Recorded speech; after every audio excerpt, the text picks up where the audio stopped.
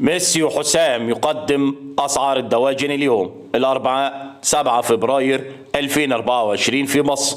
جملة وقطاعي: أسعار الفراخ البيضة غالية نار.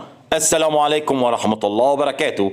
أهلا وسهلا بكم أصدقاء المتابعين للقناة. لو لسه بتشوف القناة لأول مرة فضلا وليس أمرا اعمل لايك للفيديو واعمل اشتراك للقناة عشان يوصلك كل جديد، ولا تنسوا الصلاة على سيدنا محمد صلى الله عليه وسلم، واشتراككم في القناة شرف لنا.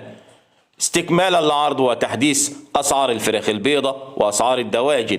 أما بالنسبة لأسعار جملة وقطاعي وفي المحلات فهي كالتالي: سعر البط البلدي في المزرعة سجل 120 جنيه وفي المحلات 130 جنيه للكيلو.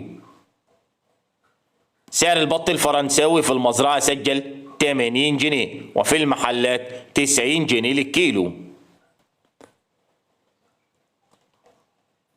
سعر البط المولار في المزرعة سجل 90 جنيه وفي المحلات 100 جنيه للكيلو. سعر البط المسكوفي في المزرعة سجل 120 جنيه وفي المحلات 130 جنيه للكيلو. سعر السمان في المزرعة سجل 55 وفي المحلات 65 جنيه للجوز. سعر الديك الروم الأبيض في المزرعة 120 جنيه وفي المحلات 130 جنيه للكيلو. سعر الديك الروم البلد الأسمر في المزرعة 130 وفي المحلات 140 جنيه. سعر الفراخ البيضة في المزرعة سجلت اليوم 91 جنيه وسعر التنفيذ 90 وفي المحلات 98 جنيه للكيلو.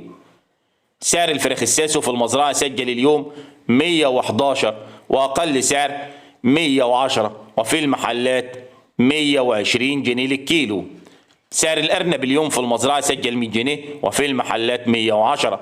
سعر الفراخ البلدي الحر 120 جنيه وفي المحلات 130 جنيه. والسلام عليكم ورحمة الله وبركاته.